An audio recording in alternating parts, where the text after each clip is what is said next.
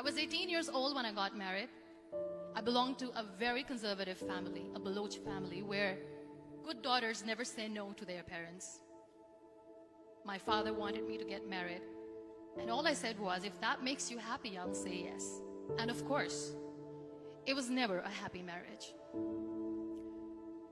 Just about after 2 years of getting married, about 9 years ago, I met a car accident. Somehow my husband fell asleep and the car fell in the ditch. He managed to jump out, saved himself. I'm happy for him. But I stayed inside the car and I sustained a lot of injuries. The list is a bit long. Radius ulna of my right arm were fractured. The wrist was fractured. Shoulder bone and collarbone were fractured. My whole rib cage got fractured. But that injury that changed me and my life completely was the spine injury. Many people came to rescue. They gave me CPR. They dragged me out of the car. And while they were dragging me out, I got the complete transection of my spinal cord. Those 2.5 months in the hospital were dreadful. I was at the verge of despair. One day, doctor came to me and he said, well, I heard that you wanted to be an artist, but you ended up being a housewife. I have a bad news for you. You won't be able to paint again. Next day, doctor came to me and said, your spine injury is so bad, you won't be able to walk again. I took a deep breath and I said, it's all right. Next day, doctor came to me and said, because of your spine injury and the fixation that you have in your back, you won't be able to give birth to a child again. That day, I was devastated. I started to question my existence. Why am I even alive? So what kept me going was, one day I asked my brothers, I know I have a deformed hand, but I'm tired of looking at these white walls in the hospital and wearing these white scrubs. Bring me some colors, bring me some small canvas. I want to paint.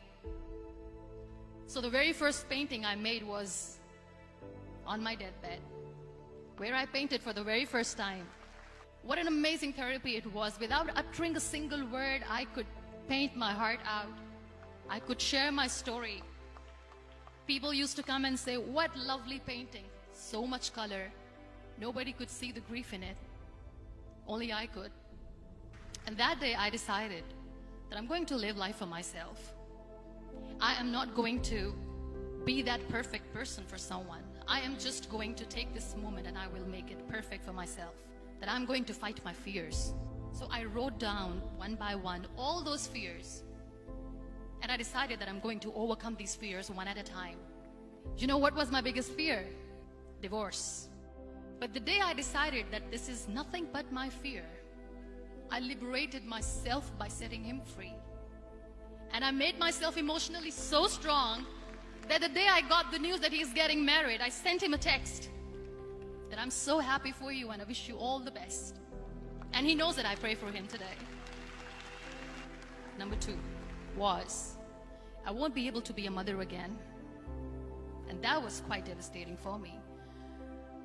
But then I realized there are so many children in the world, all they want is acceptance. So there is no point of crying, just go and adopt one. And that's what I did.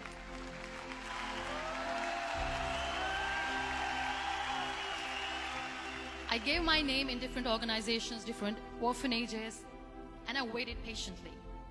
2 years later, I got this call from a very small city in Pakistan. I got a call and they said, are you Muniba Mazari? There is a baby boy and would you like to adopt? I could literally feel the labor pain. I said, yes, yes, I am going to adopt him. I am coming to take him home. And that day, I was 2 days old, and today he's 6.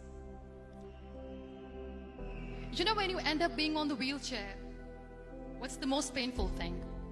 People think that they will not be accepted by the people because we, in the world of perfect people, are imperfects. So I decided to appear more in public. I started to paint. I have done a lot of modeling campaigns. I decided that I'm going to join the national TV of Pakistan as an anchor person. I became the National Goodwill Ambassador for UN Women Pakistan, and now I speak for the rights of women, children. I was featured in BBC 100 Women for 2015. I'm one of the Forbes 30 under 30 for 2016. So when you accept yourself the way you are, the world recognizes you. It all starts from within. We have this amazing fantasy about life. This is how things should work. This is my plan. It should go as per my plan. If that doesn't happen, we give up. I never wanted to be on the wheelchair. Never thought of being on the wheelchair.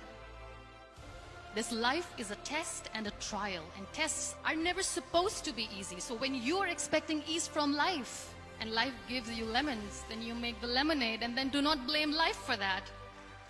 It is okay to be scared. It is okay to cry. Everything is okay, but giving up should not be an option.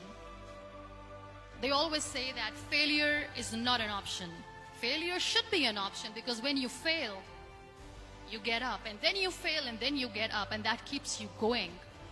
Embrace each and every breath that you are taking. Celebrate your life. Live it. Don't die before your death.